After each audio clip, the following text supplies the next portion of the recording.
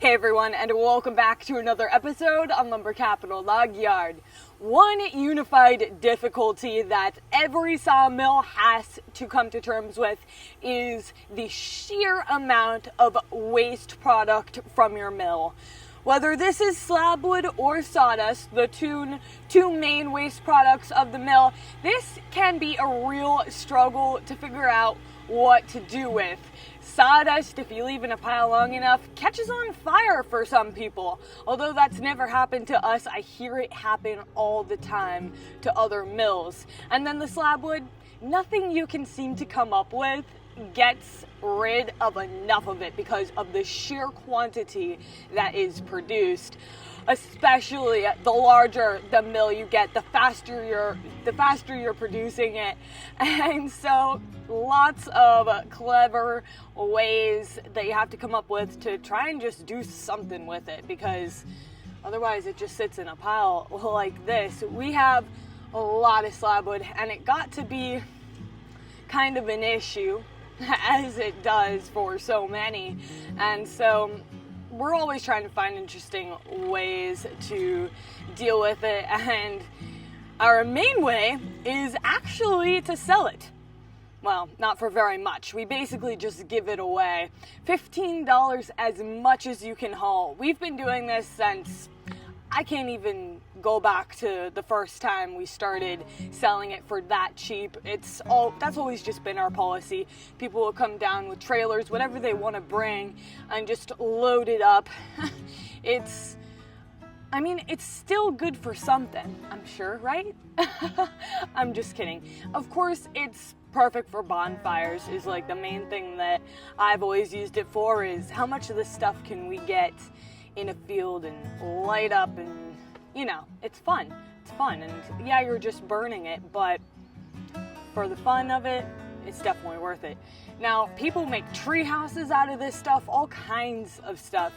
You can use it to fill in if you have like a really muddy spot and you're trying to build up so that it's no longer muddy. You can actually lay that down before you lay the material on top of it, and it's biodegradable. So that works good, and it can elevate a really wet area that you need to try and fix. So there's lots of stuff to do this, to utilize this for. It's just finding the people that are able to utilize it, because certainly as the mill, you're not going to find a way to utilize it all yourself. So you're going to have to outsource or find other people who can use it.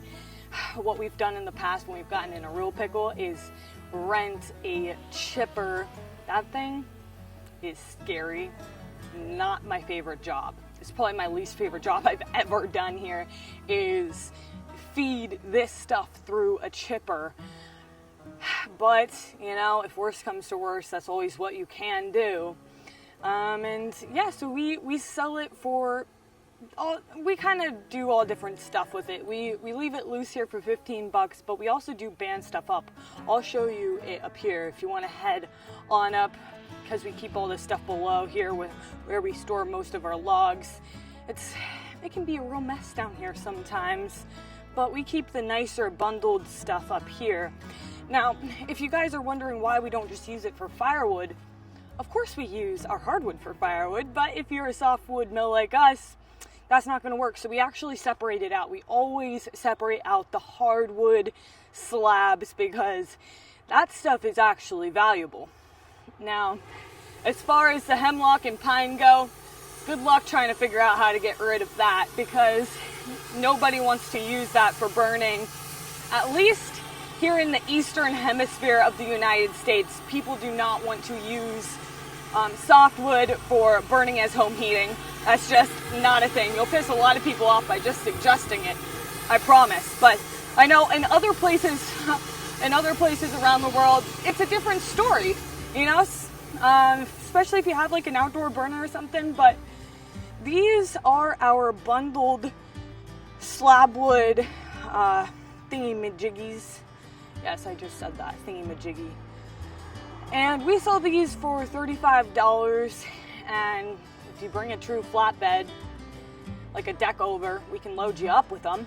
We also do deliver for $75 a load, and you'll definitely get like your money's worth with that as well if you don't want to come and pick it up, because I know that time is money, everyone, and you might not have the time to come and pick it up, so you could definitely just order a load of it to be delivered if you are in our area. But these are just some of the ways that we've come up with getting rid of our bundled slab wood, because it did start to really pile up down there. And I mean, it's this story about once a year.